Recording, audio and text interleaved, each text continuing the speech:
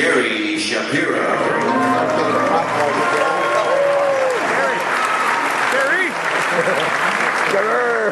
Welcome to the 2012 International CES.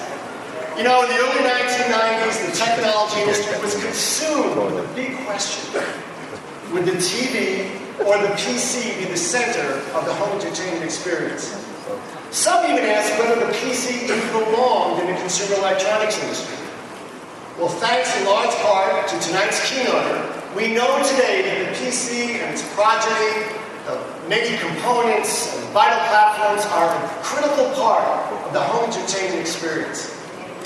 After all, a TV without a gaming console, a streaming video platform, and broadband-enabled processing power attached to it or built into it is merely a beautiful, thin, expensive mirror. We all learned about the convergence of the TV, PC, and content here at CES. In 1995, Bill Gates took to the CES stage for the first time to speak to a small group of attendees at something we then called a CES workshop. I'll never forget that first Gates speech. Bill walked into the Hilton by himself with his head buried in a book.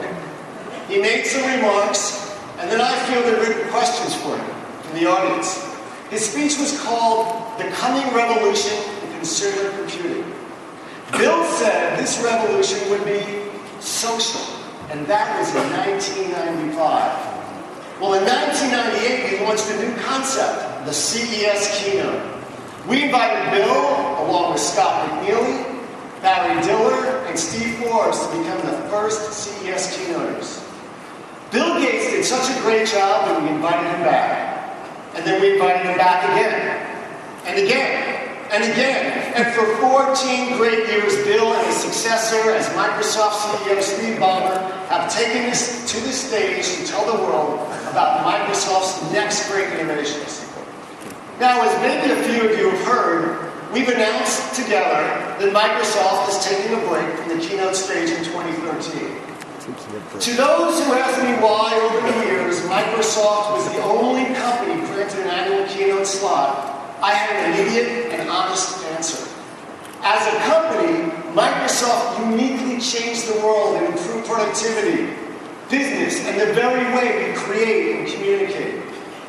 More, Microsoft keynotes drove press and international attendance to this show as Microsoft shared the stage with many of its great partners in the technology industry. Microsoft took a risk on us early, and we both benefited. But as much as our human inclination is to protect and preserve the status quo, in the technology world we recognize that change is the only constant.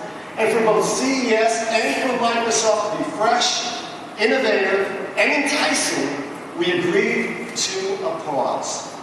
Now, the International CES is unquestionably the world's headquarters for the intersection of IT, CE, content, and communications. We have nearly doubled in size since the first Microsoft keynote.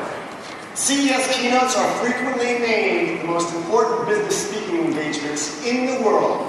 And so, tonight, from the CES keynote stage, I offer gratitude and goodwill towards Microsoft. In fact, in one introduction of a recent Microsoft keynote, I compared Microsoft to the founding fathers of our nation. Both were revolutionary changers of human history. Now, America has been blessed by both the vision of our founders and by being the home of Microsoft. And I would be shocked if a Microsoft leader does not return to this stage again in the next few years. I present to you the keynote that kicks off the next phase of our great relationship with Microsoft. Please join me in welcoming the CEO of Microsoft, Steve